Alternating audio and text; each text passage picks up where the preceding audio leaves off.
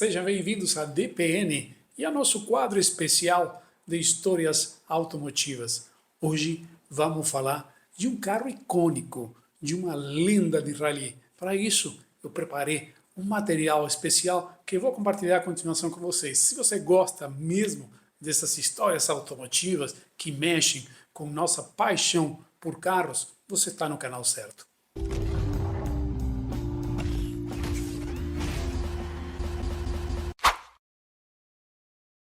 Ok, vamos falar então dessa lenda de rally. E por que escolhi esse carro? Bom, escolhi esse carro porque eu tenho um relacionamento afetivo com ele.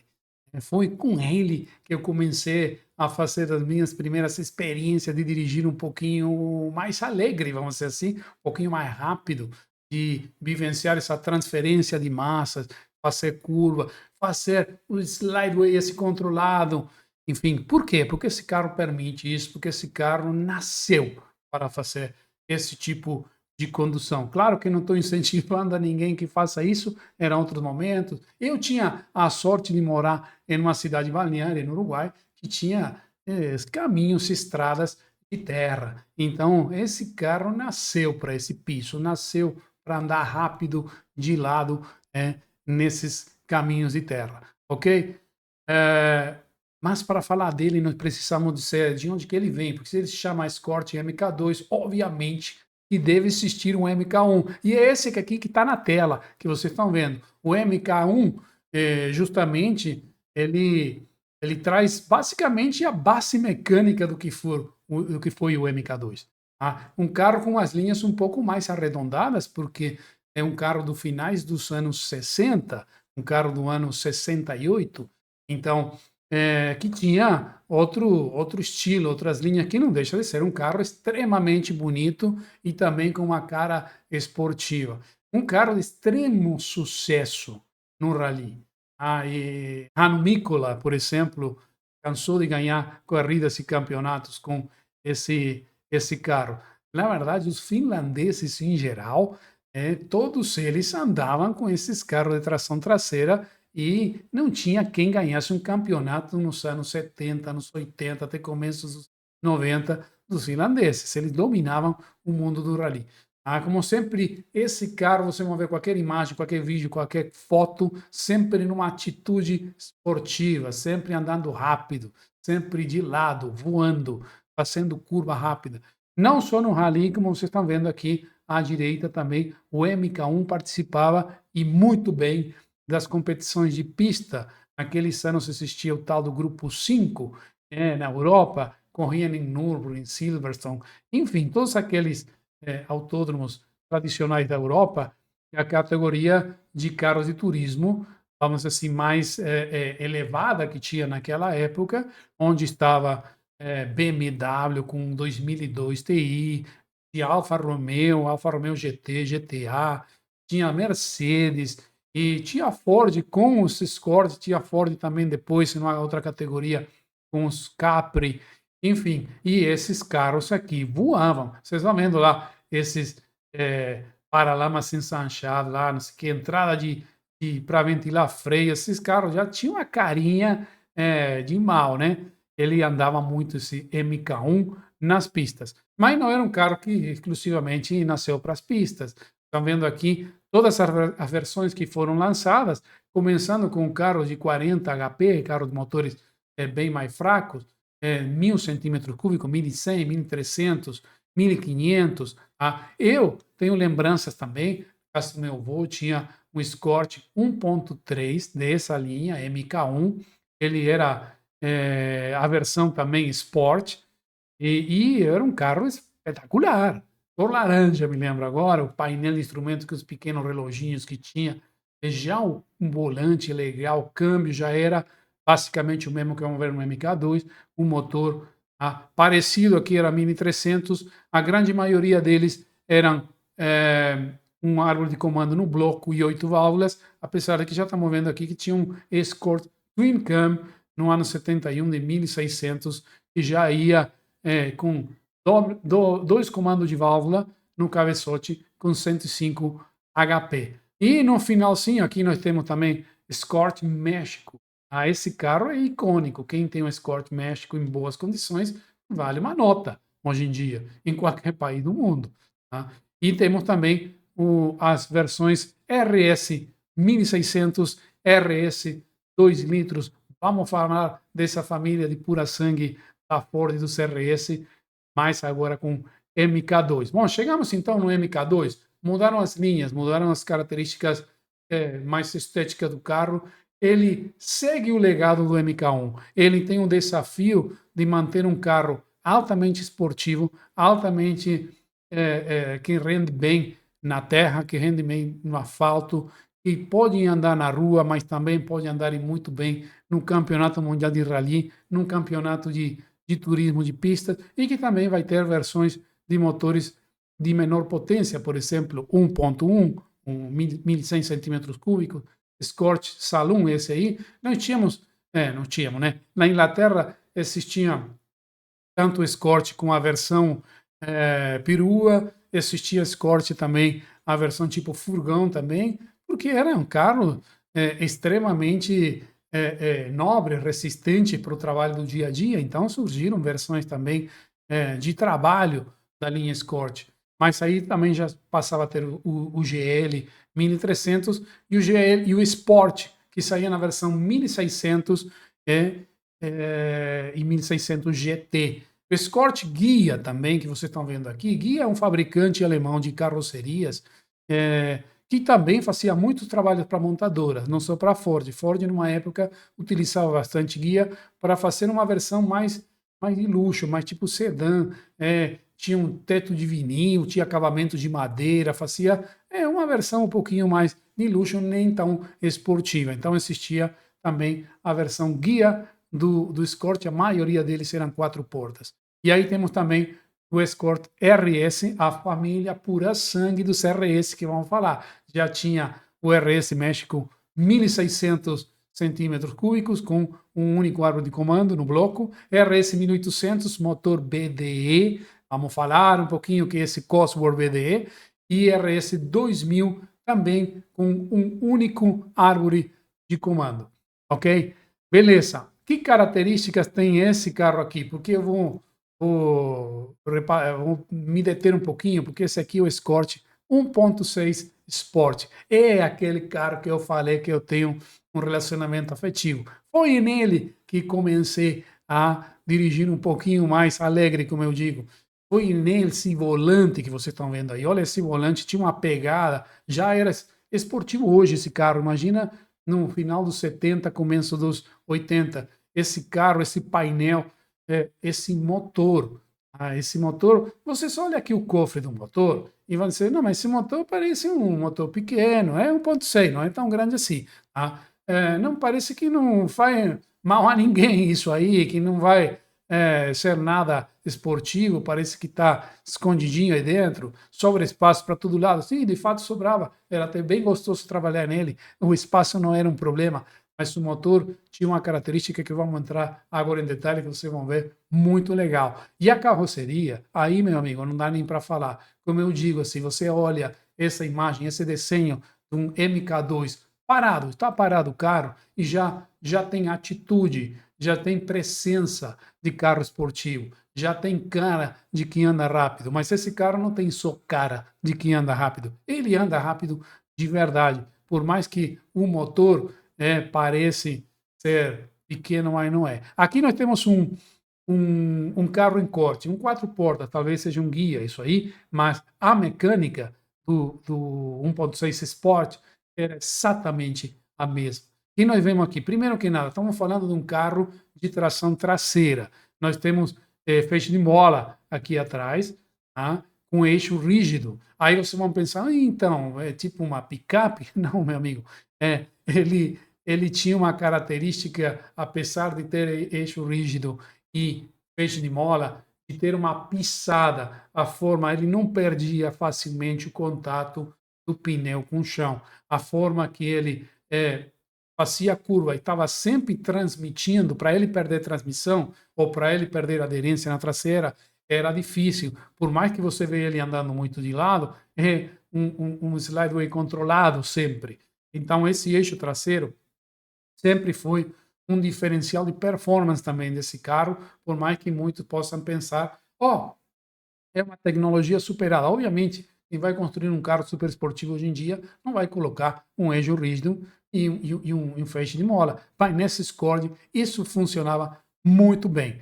O câmbio desse carro aqui era uma coisa do outro mundo, tanto para marchas ascendentes ou descendentes, ou seja, tanto quando você tinha que reduzir marcha. Eu vou dar uma coisa que pode parecer uma loucura. Nesse carro, você colocava a primeira a mais de 60 por hora, sem problema nenhum, sem rasgar, raspar câmbio, nada. É claro que o contagiro se enroscava lá, mas tudo aguentava. Aguentava o motor, aguentava o cardan, aguentava a transmissão, aguentava a embreagem, tudo. Ele aguentava desaforo pra caramba. Esse era um carro, basicamente o pura sangue. Na parte dianteira, nós tínhamos também um sistema MacPherson. Na época já era bastante mais comum ter um sistema MacPherson o eixo dianteiro, a dianteira do carro, ela embicava muito bem em qualquer tipo de curva. Então ele fazia um veículo esportivo, de fácil condução, de se divertir conduzindo um Escort MK2. E aqui nós temos o motor, que eu queria falar um pouquinho. Esse motor deriva de outro carro bastante comum da Ford nos anos 60, que era o Ford Cortina. Então, esse motor vem do Ford Cortina e ele responde essa sigla que vocês estão vendo aqui embaixo, BIP, Blow-in Piston. Blow-in Piston, vamos olhar o pistão aqui. Olha, o pistão está vendo aqui em corte, ele tem uma cavidade, ele não tem, se a gente pegasse o cabeçote e virarmos o cabeçote, ele era plano, era como se fosse motor a diesel, porque a câmara de combustão estava mecanizada no pistão. Então, o que quer dizer blowing piston? Quer dizer que a combustão, que a explosão, acontecia na cabeça do pistão. Isso dava um comportamento a esse motor, para a época, completamente diferenciado, porque a forma que ele liberava energia, uma vez que fazia explosão em cima do pistão, era completamente diferente do resto dos veículos. Motor que já tinha basicamente 97 cavalos e 1.600 centímetros cúbicos. Para a época, final dos 70, era muito para um motor pequeno. O cabeçote que eu falei, por exemplo, não era de alumínio, era de fundição. Então ele aguentava temperatura para caramba. Era um carro extremamente nobre na parte mecânica. E esse desenho de pistão também permitiu colocar os anéis em um posicionamento. Vocês sabem que os anéis de pistão, entre tantas funções que ele tem, uma delas é permitir dissipar temperatura, fazendo contato com a camisa pistão. Claro que tem um filme de olho, mas fazer a dissipação da temperatura do pistão. Então, eles também conseguiram fazer alocar e fazer um desenho específico de anéis que refrigerava muito bem esse pistão, uma vez que tinha essa combustão acontecendo na cabeça do pistão. E ele dava uma característica funcional, de torque e RPM muito legal nesse motor, e um som espetacular. O som desse motor é inconfundível. Você quer acelerar o tempo todo esse carro. Realmente, esse motor fez uma diferença muito grande. Esse motor foi extremamente aplicado, por exemplo, não sei se vocês gostam também de competições, se seguem o que na Inglaterra tinha a Fórmula Ford, todos os carros de Fórmula Ford utilizavam esse motor. Essa escola de condução, a famosa escola de Jim Russell, onde a maioria dos pilotos de Fórmula 1, Fórmula 3, Fórmula 2, que foram fazer treinamento lá, era tudo Fórmula 4 com esse motor aqui do Ford Cortina, que é o mesmo do MK1, que é o mesmo do MK2, quando é essa versão 1.6. É um motor extremamente adequado, exitoso, que caiu como uma luva para o MK2, ok? E por que eu tenho esse relacionamento afetivo com esse carro? Olha só, porque a Ford teve uma fábrica no Uruguai durante alguns bons anos, tá? E um dos carros que fabricava lá era o Escort MK2. Então, o Escort MK2 foi lançado na Inglaterra em 1974. Foi 74 até os anos 80, mais ou menos, 81, por aí. Tá? No Uruguai, esse carro, o MK2, começou a ser produzido em 1977. Então era um carro que vendia bastante, era um carro, era o sonho de consumo, porque era um carro muito bom em todos os aspectos, estético, desempenho, durabilidade e tudo mais. Tá? Por muitos anos foi o carro mais vendido do país. E por ser um carro que nasceu com toda essa esportividade e estar tão presente na nossa cultura de Uruguai, tanto é que esses carros, quando corriam, quando era competição, vou mostrar um pouquinho disso agora para vocês, eles eram, teve um apelido lá no Uruguai, chamava de Pamperito. Pamperito é um vento, que é o pampeiro, mas também existia um calçado, um tênis, que era a marca Pampero, e era publicidade de uns carros famosos de corrida, então ganhou o apelido do Pamperito. Então, extremamente conhecido no Uruguai esse carro por ter vendido milhares deles, ok? E aqui você vê imagens, são um pouco antigas as fotos, né? Porque são da época mesmo, com esse carro participando de rally, esse carro participando de pista, tá? Esse mesmo carro que corria em rally depois ia correr em pista, ele só trocava um pouquinho a suspensão, rebaixava um pouquinho o carro, vai da terra para a pista. Cara, era um festival nos anos 80, principalmente. Isso aqui é mais dos anos 80, esses carros competindo em rally no Uruguai, competindo no rally sul-americano, competindo na Argentina. Então, esses veículos levaram muitos pilotos uruguaios a conquistar título sul-americano de rally. Por exemplo, nós temos um piloto no Uruguai que é muito famoso, que é Gustavo Trejes, que ele ganhou 4 campeonatos mundiais. Obviamente que já não era com esse carro, mas a grande parte da carreira dele ele fez com esses carros. Nós temos o Luiz Setiegoyen, Domingo de Vita, Federico West, vários pilotos uruguaios que ganharam, e não foram poucos, títulos internacionais e muitas dezenas de títulos nacionais no Uruguai com esses carros de rally. Como eu sempre digo, não importa que foto você tirar, ele vai estar sempre com uma atitude de carro de corrida. Ele vai estar sempre com essa presença, está voando, está fazendo curva lenta, ele já tem uma atitude também que parece que está indo mais rápido que todo mundo. Aqui, essa foto que está no meio, a meio dos anos 80, foi criada uma categoria aí, sim, de carro de turismo que chamava turismo bimarca, ou seja, duas marcas. Tinha a Ford com Escort MK2 e tinha a Fiat com Fiat 125. E essas corridas eram, olha, todo mundo que gostava de carro parava para assistir essa corrida aí no autódromo, às vezes corriam em circuito de rua, na beira-mar, ou no autódromo mesmo de Uruguai. E olha só, como eu digo, não importa a foto que você tirar, eles sempre vão estar em uma atitude de andar rápido, porque isso é que esse carro faz e com maestria. Mas, enquanto tudo isso acontecia no Uruguai, tinha a Ford Europa. Lembra que a Ford Europa leva o mesmo nome, mas não tinha muito a ver com a Ford dos Estados Unidos. Obviamente é a mesma empresa multinacional, mas não tinha muito a ver com o programa de produtos, com filosofia, do que se faz para lançamento de carro e tudo mais. Então a Ford Europa estava nesse momento trabalhando, lançando e correndo no Mundial do Rally com essa família dos RS, essa sigla RS que está na Ford Europa faz muitos anos, que quer dizer Rally Sport ou Racing Sport. Muitos dizem que é Rally Sport, outros dizem que é Racing Sport. Mas são carros com espírito de corrida e que de fato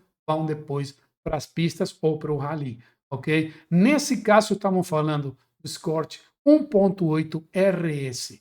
Tudo que for Escort RS, até hoje se utiliza essa sigla, quer dizer que está apimentado de alguma forma. Nesse caso aqui, o RS 1800, que foi campeão mundial de rally no ano 81, com Björn Baldegar, outro finlandês. Olha, vejam só, naquela época, esses caras que andavam tudo de lado assim, quem ensinou o mundo a andar de rally foram os finlandeses. Até só no começo dos 90 que começou a ganhar um outro piloto que não fosse finlandês.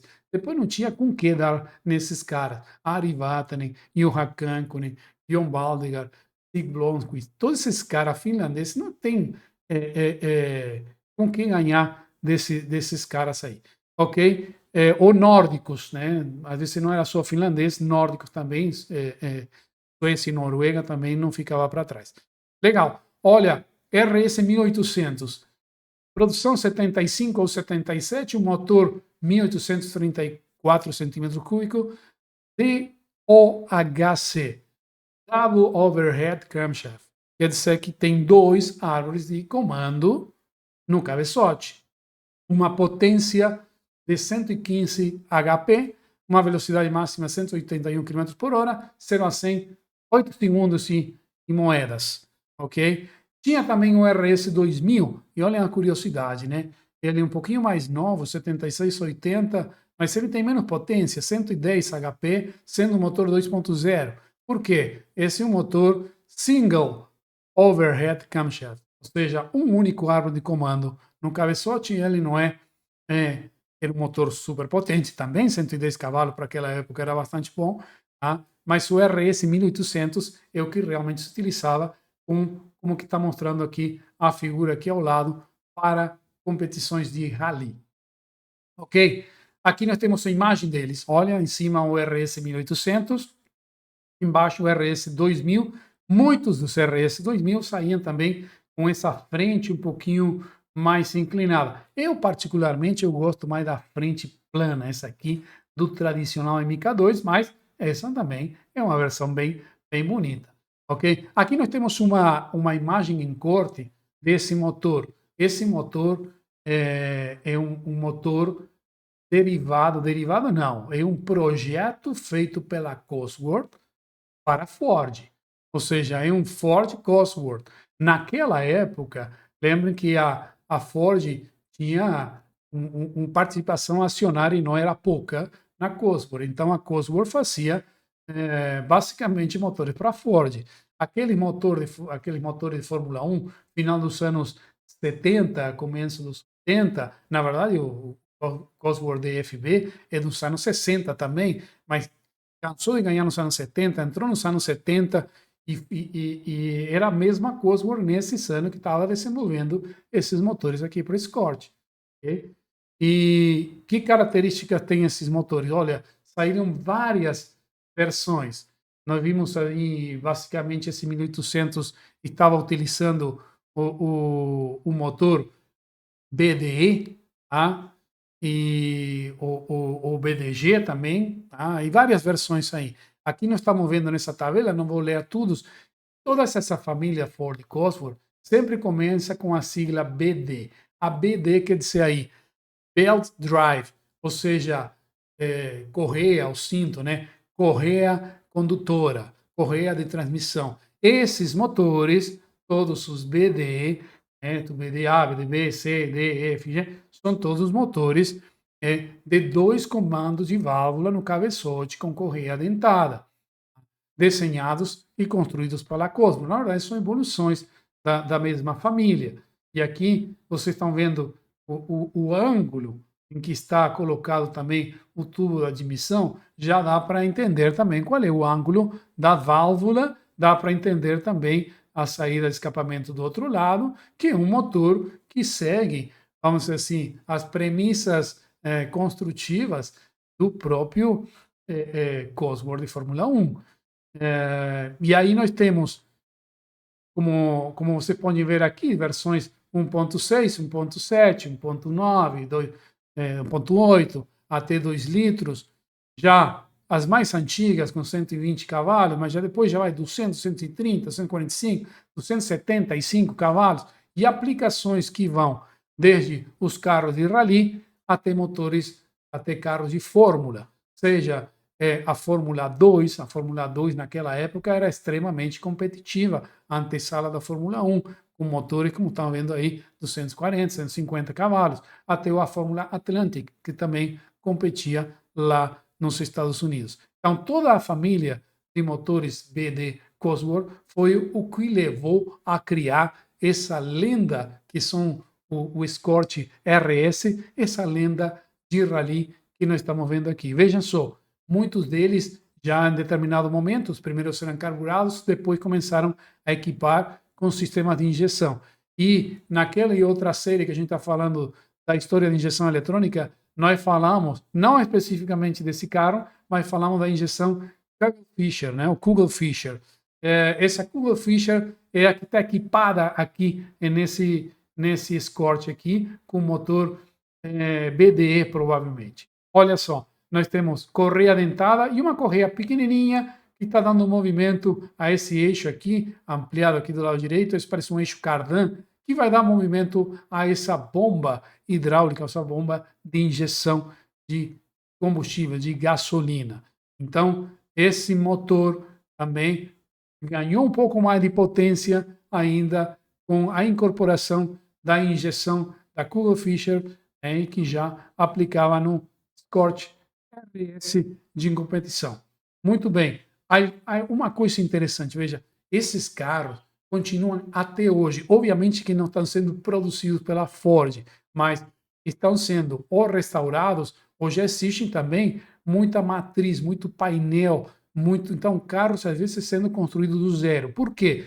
Porque na Inglaterra, no país de Gales, na Escócia e na Irlanda, existem fabricantes especializados em fazer os MK2 artesanais. E eles competem em campeonatos de rally por mundo fora. Muito na Europa, você vai ver na Espanha, em Portugal, você vai ver na Alemanha, na Bélgica é bastante forte esse escorte de rally, na Suécia competindo na neve. Então, tem algumas empresas que de forma artesanal fazem os carros espetaculares, que um MK2 0 km para competir. Aí estão utilizando, claro, os motores BDE, BDG, da Cosworth, motor Cosworth. Existem Millington, também é um fabricante de motor que coloca aí um motor parecido 2.5, e são motores que estão girando, porque já giravam na época para ter esses 250 cavalos a 9.500 RPM. Então são motores que é um violino, é uma coisa espetacular ver esses carros em ação. Tá?